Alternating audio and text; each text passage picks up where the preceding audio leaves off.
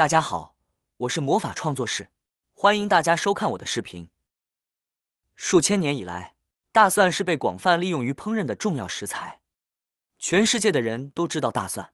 而现代医学发现，大蒜可以用来治疗各种疾病，还是最具有潜能成为对抗癌症的食材之一，养生功效非常的强。今天小编这里就和大家分享大蒜的3个神奇用途。很多人都不知道大蒜居然可以这样用，大家一定要学起来。大蒜的第一个功效就是促进血液循环和代谢循环哦。大蒜最强的药用价值就是治疗感染、代谢紊乱和呼吸问题。它含有的抗氧化剂和抗炎剂有助于帮助保护心血管健康。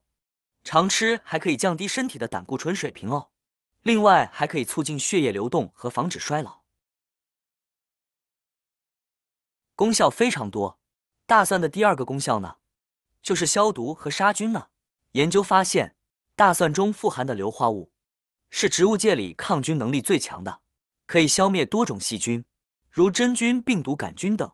将它放在枕头下或者床头旁，有助于消灭空气里的细菌，避免睡眠呼吸问题，让睡眠更加好。第3个妙招就是促进睡眠哦。睡眠不好的朋友们，大家睡觉前可以剥1到2颗大蒜哦，把大蒜放在枕头下，像这样子，就像这样子啊。这样做可以帮助促进睡眠啊。另外，大家也可以把它切碎，把它放在床头旁，这样子效果会更加好啊。这样做，大蒜会接触到空气，就会产生大蒜素。大蒜素就是大蒜的杀菌功效的根本，其气味也可以刺激睡眠，让睡眠品质更好。大家不妨试试看。今天这里和大家分享关于大蒜的功效和促进睡眠的效果，大家学会了吗？是不是很简单很神奇呢？希望大家都学会了哦。今天晚上睡觉就试试看吧。好啦，今天的视频内容呢就分享完了。喜欢我的视频的朋友们，记得点赞、转发、分享哦。希望可以帮助到更多的朋友。或许你有更多更实用的小技巧，欢迎评论区留言分享哦。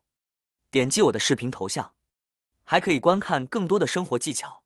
每天呢都会分享不同的精彩视频，别忘了关注我哟。感谢您的支持，我们下期再见了。